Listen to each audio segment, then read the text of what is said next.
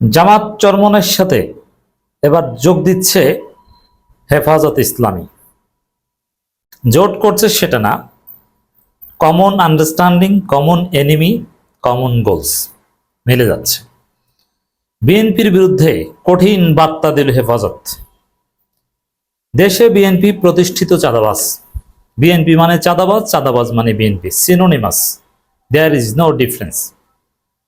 বাংলাদেশে এমন কোন চাঁদাবাজ পাবেন না যিনি বিএনপি না। দু একজন বিচ্ছিন্ন থাকতে পারে, কিন্তু তিনি ওই বিএনপির কোরাম মেনটেন করে। দেখবেন এনসিপি করলো চাঁদার সময়, চাঁদাবাজির সময় ওই বিএনপির সাথে ভাগ বাটোয়ারা খাজে, এই জায়গাটা আমি খাই, বাকিটা তোরা খা। দর্শক, এখন রাজনীতিতে প্রধান সমস্যা চাঁদাবাজ, কারণ এই চাঁদাবাজির মধ্য দিয়েই হত্যাকাণ্ড ঘটে। সে হত্যাকাণ্ড আইএমএ জাহিলিয়াতের স্টাইলে চলে যায়। সে হত্যাকাণ্ড বিএনপি এক গ্রুপ আর এক গ্রুপের রক কাটে। তো এই জায়গাটায় চাঁদাবাজ রাজনীতির এখন মূল সমস্যা। তো সেখানে হেফাজত ইসলামের বক্তব্য, চাঁদাবাজদের সামলান, নইলে জনগণ ফ্যাসিস্টদের মতো বিতাড়িত করবে। তো দর্শক, আগে আমরা ফ্যাসিস্ট ফ্যাসিস্ট বলে আওয়ামী লীগের বিরুদ্ধে জিকির করে আওয়ামী লীগকে বিতাড়িত করেছি। এখন চারদিকে স্লোগান উঠেছে চাঁদাবাজ চাঁদাবাজ। আগামীর নির্বাচন হবে চাঁদাবাজ হটাও নির্বাচন। আগামীর রাজনীতি হবে চাঁদাবাজ দাফন করার রাজনীতি। চাঁদাবাজদের কোন রাজনীতি বাংলাদেশে চলবে না, কথা ক্লিয়ার। তো দর্শক, চাঁদাবাজদের সামলান, নইলে জনগণ ফ্যাসিস্টদের মতো বিতরিত করবে, হেফাজত ইসলামের বার্তা। এই ন্যারেটিভ স্টার্ট করেছে জামাত শিবির চরমনাই। শায়েখে চরমনাই স্পষ্টভাবে বলছেন, পীর সাহেব চরমনাই বলছেন, যদিও বিএনপির মূল ক্ষোভ জামাত শিবিরের বিরুদ্ধে।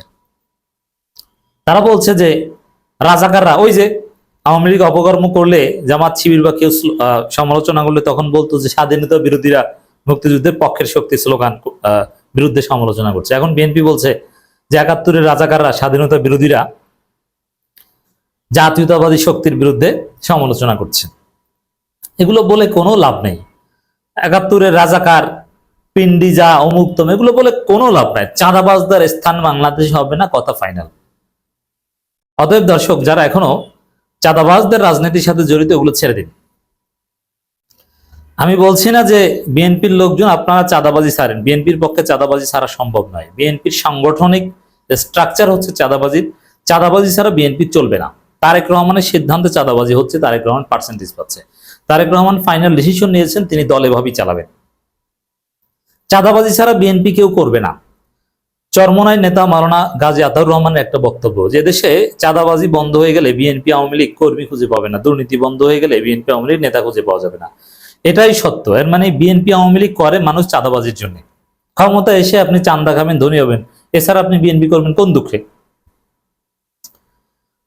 তো দর্শক, চাঁদাবাজি ছাড়া বিএনপির পক্ষে সম্ভব নয়। তা আমি ছাড়তে বলছি কাদের? যারা বিএনপির পক্ষে এখনো বলেন, বিএনপির ভোটার, বিএনপি করেন না, তারা বিএনপির পক্ষ ত্যাগ করেন। আর যারা দেশের জন্য রাজনীতি করেন, তারা বিএনপি ছেড়ে অন্য দল করেন। কারণ বিএনপি সিদ্ধান্ত, বিএনপির ইকোনমি কি, এর কোনো ব্যাখ্যা বিএনপি কেউ দিতে পারে না। বিএনপির ইকোনমিক্সটা কি, তাদের অর্থের উৎস কি, কিভাবে কি চলে, এগুলো কোনো ব্যাখ্যা নেই। তারেক রহমান কিভাবে চলে, তার বাসা ভাড়া কত, অ্যাসাইলাম পেয়েছেন, সেখান থেকে রাষ্ট্রীয় সুযোগ সুবিধা যা পান, তার বাহিরের টাকাগুলো কোথায় পান, কোন গাড়িতে চলেন, তার নিজের পেশা কি, এগুলোর কোনো ব্যাখ্যা নেই। এগুলো সবকিছুর উত্তর হচ্ছে শায়েখে চরমনাইয়ের বক্তব্য, চাঁদা তোলে পল্টনে, ভাগ যায় লন্ডনে। তো এই জন্য বিএনপির পক্ষে চাঁদাবাজি ছেড়ে আসা সম্ভব নয়। এই জন্য যারা চাঁদাবাজির বিরুদ্ধে, তারা বিএনপি ছেড়ে আসুন। বিএনপি ভালো হতে পারবে না, বরং আপনারা যারা চাঁদাবাজির বিরুদ্ধে, আপনারা বিএনপি ছেড়ে আসুন। এটা হচ্ছে চূড়ান্ত কথা। হেফাজত ইসলাম বাংলাদেশের কেন্দ্রীয় সাংগঠনিক সম্পাদক মুফতি মোহাম্মদ বশিরুল্লাহ বলেছেন, হেফাজত ইসলাম বাংলাদেশকে রাজনৈতিক স্বার্থে ব্যবহার করতে দেওয়া হবে না। আল্লামা আহমদ শফি, জুনায়েদ বাবুনগরী সহ বহু আলেম ওলামার ত্যাগের সংগঠন হেফাজত ইসলাম বাংলাদেশ। এই সংগঠনকে রাজনৈতিক লেজুর ভিত্তি করার চেষ্টা করা হলে আমরা তো রুখে দেবো। হ্যাঁ, হেফাজত প্রেশার গ্রুপ হিসেবে থাকুক, আমরা সেটাই চাই, সেটাই হওয়া উচিত। কিন্তু দর্শক, অতীতে হেফাজত রাজনৈতিকভাবে ব্যবহৃত হয়েছে। আমরা দেখেছি যে হাসিনাকে কওমি জননী উপাধি দিয়েছে। এখন হাসিনা নাই, হাসিনার পক্ষে সম্ভব ছিল হেফাজতের মতো সংগঠনকে কবজায় আনা, দমন পীড়ন করে, নানান ফন্দি ফিকির করে, টাকা পয়সা দিয়ে সনদের লোভ দেখিয়ে বা নানানভাবে ম্যানেজ করে। এটা হাসিনার পক্ষে সম্ভব ছিল, এটা অন্য কারো পক্ষে সম্ভব হবে না। অতএব দর্শক, হেফাজত ইসলাম দেশের পক্ষে যদি কাজ করে, অন্যায়ের বিরুদ্ধে নাহিয়ানিল মুনকার যদি করে, তাহলে ডেফিনেটলি বিএনপির চাঁদাবাজের বিরুদ্ধে তাদের দাঁড়াতেই হবে। আর রাজনৈতিকভাবে বিএনপির চাঁদাবাজের বিরুদ্ধে মোকাবেলা করবে জামাত, চরমনাই, এনসিপি। তো এই জায়গাটায় জামাত, চরমনাইয়ের সাথে হেফাজত মিলে যাচ্ছে। আর হেফাজতের লেটেস্ট কয়েকটা বিবৃতি আমি আপনাদের বিশ্লেষণ করে শুনিয়েছি। জামাত ইসলামীকে একদম পুরোদস্ত একটা ইসলামী রাজনৈতিক দল মনে করে বর্তমান হেফাজত নেতৃত্ব। জামাতের যাদেরকে ফাঁসি দেওয়া হয়েছে তাদেরকে দেশপ্রেমিক শীর্ষস্থানীয় আলেম ওলামা মনে করে হেফাজত ইসলামী।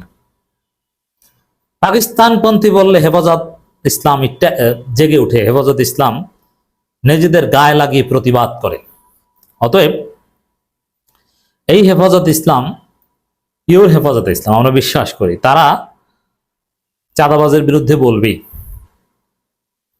রাজশাহী নগরীর একটা আলোচনা সভায় কথা বলেন মুফতি বশিরুল্লাহ, রাজনৈতিক দলগুলোকে উদ্দেশ্য করে বলেন, চাঁদাবাজদের সামলান, নইলে জনগণ ফেসিস্টকে যেভাবে বিতাড়িত করেছে সেভাবে আপনাদেরকে বিতাড়িত করবে। এটা হচ্ছে কি পয়েন্টস। তো দর্শক, এখন রাজনৈতিক দলগুলোর উদ্দেশ্যে চাঁদাবাজি কারা করে এটা তো বুঝেন। এখানে কার উদ্দেশ্যে বলা হয়েছে? বিএনপির উদ্দেশ্যে, এতে কোনো সন্দেহ নেই। আচ্ছা, চাঁদাবাজ বলতে যে বিএনপিকে বোঝানো হয়, কোন দলের নাম না বললেও বিএনপি নিজের গায়ে নেয়।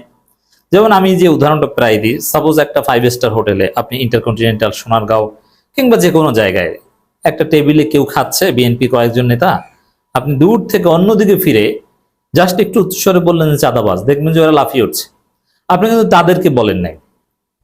অথবা আপনি কোনো বাসে যাচ্ছেন, ট্রেনে যাচ্ছেন, বিমানে যাচ্ছেন, তখন আপনার দুই বন্ধু চাঁদাবাজ নিয়ে আলোচনা করছেন, চাঁদাবাজকে একটা গালি দিলেন, দেখবেন যে আশেপাশের কোনো বিএনপি নেতা থাকলে দাঁড়িয়ে যাবেন। আপনি কিন্তু বিএনপি কিছু বলেন, আপনি জাস্ট বলেছেন চাঁদাবাজ।